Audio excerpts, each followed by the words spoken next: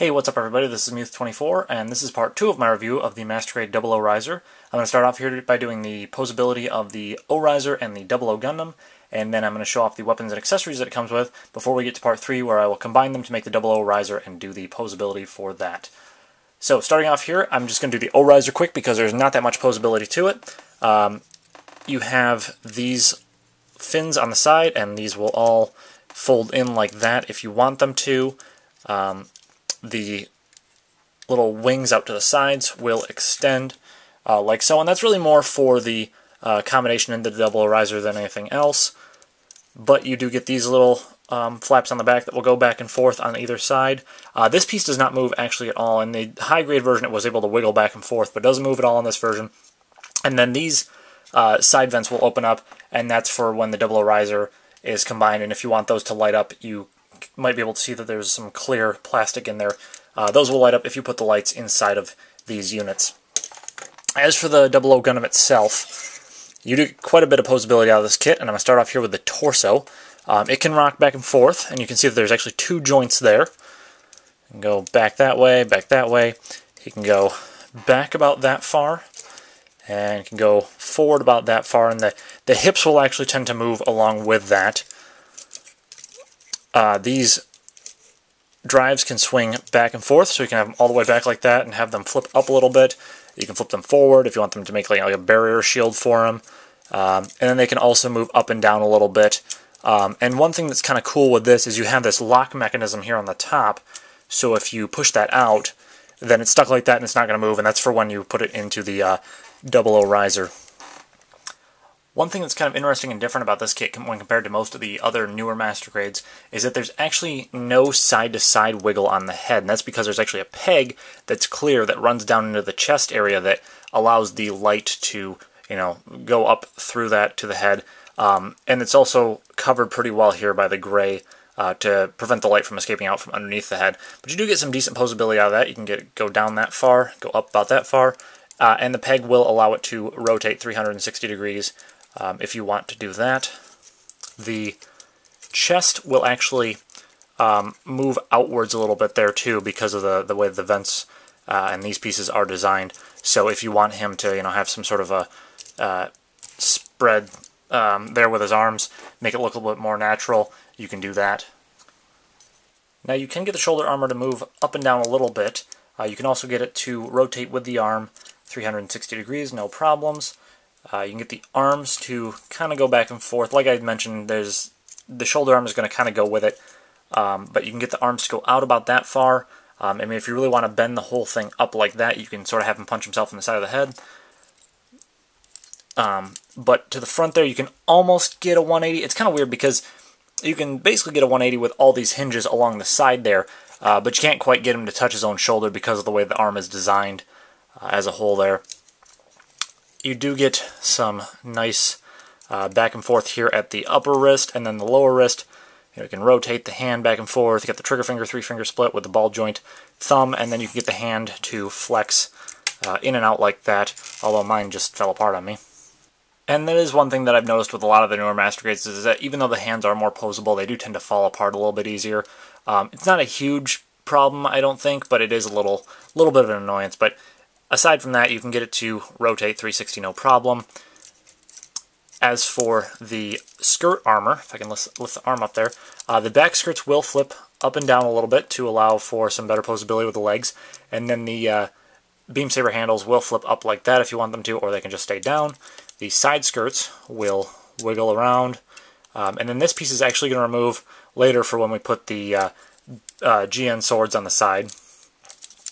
The front skirt armor moves just a very little bit, and then for the legs, you're actually going to have the ability to swing the legs down lower or up higher, kind of like what you have on the Master Grade Gundam Mark II version 2.0, so that you can adjust it to whatever position you want, say if he's standing at an angle or if he's in like a flying pose or something like that.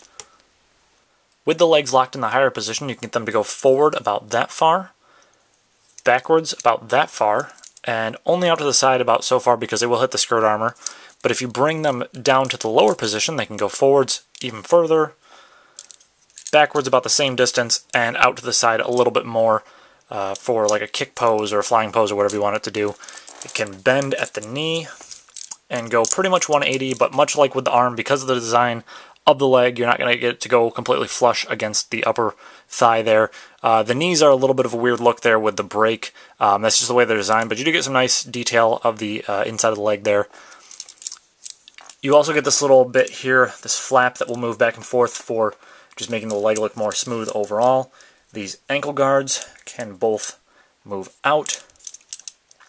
The foot can go back and forth, can flip from one side to the other, can rotate 360 degrees no problem, and then the toe can move up and down there.